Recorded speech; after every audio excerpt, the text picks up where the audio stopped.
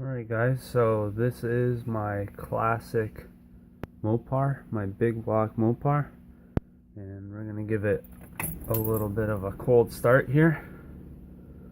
As you can see, I'll give you a quick look around. I'll take a look from the outside too shortly.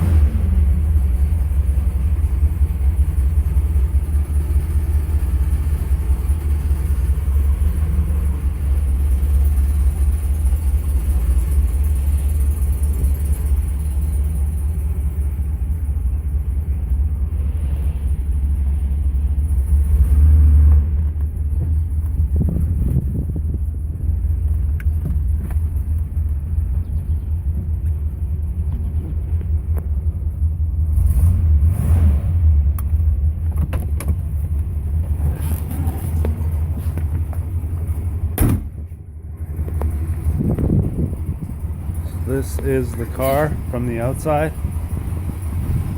It's a 1968 Dodge Monaco 500 convertible.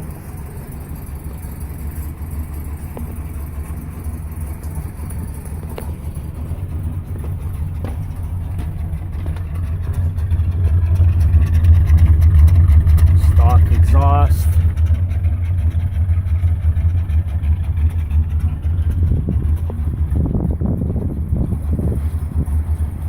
Take a walk back.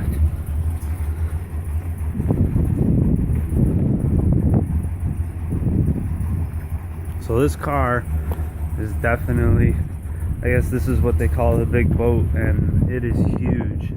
Like, just looking at just this hood, the length of this hood is insane how large it is. Now underneath there's a 383 Mopar motor. It was the smallest big block you could get at the time and was considered one of the most reliable big blocks at the time as well. Just open the door here so you can see the side, and as you can see, Monaco 500.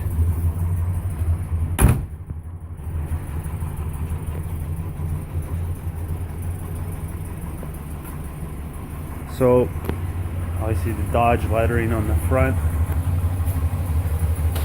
I guess my favorite part about this car is definitely the back lights. They look so good. The little emblems of Monaco, the chrome all around, but these back lights at nighttime, when they are lit up, it's such a unique look.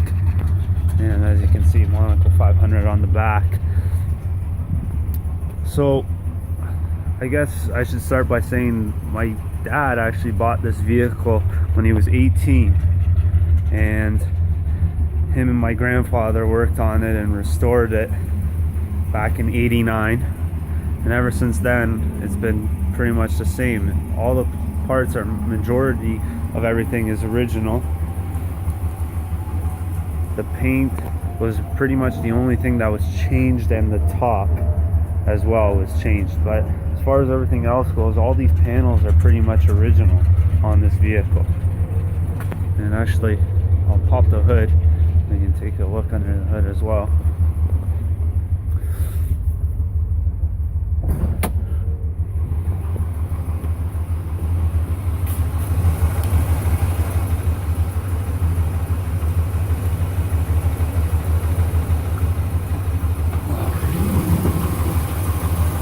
As you can see, here's that big block motor, 383.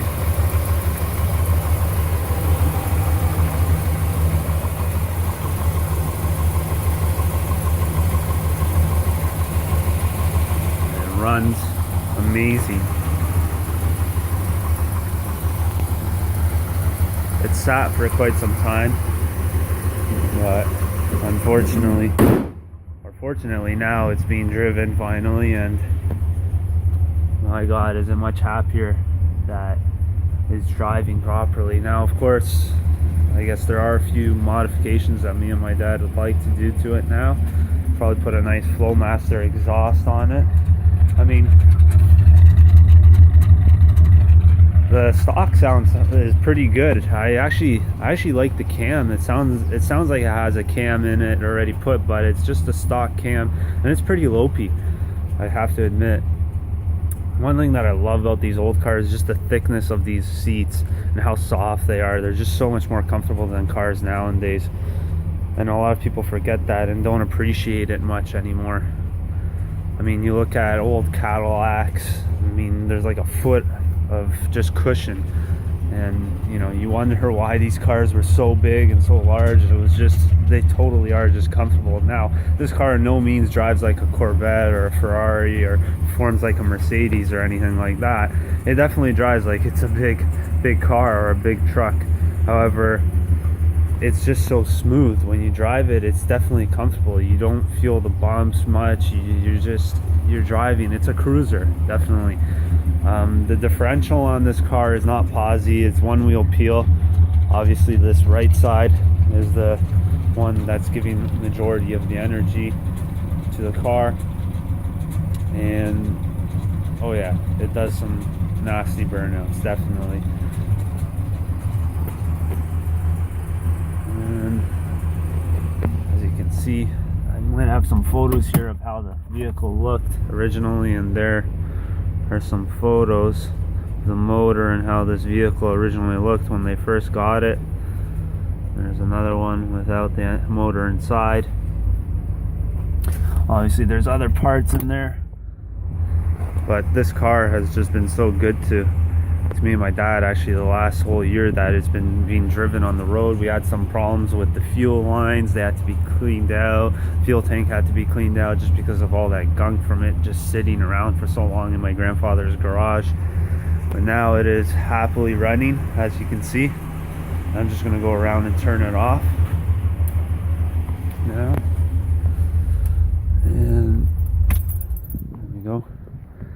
So I guess, as you can see, Dodge does run deeply into the family, and I am a product advisor at Unique Chrysler. However, I've always been a huge fan of the product line, especially the old cars. The old Mopars are definitely my biggest favorite. When it comes to 70 Chargers, 70 Challengers, 69 Chargers, you know, I've always been a fan of classic cars in general. There's a lot of GM product that I like, the old Chevelles, the old Camaros, even the old Cadillacs, the old Bel Airs. Then you have Ford. Obviously the old Mustangs were extremely nice in my opinion.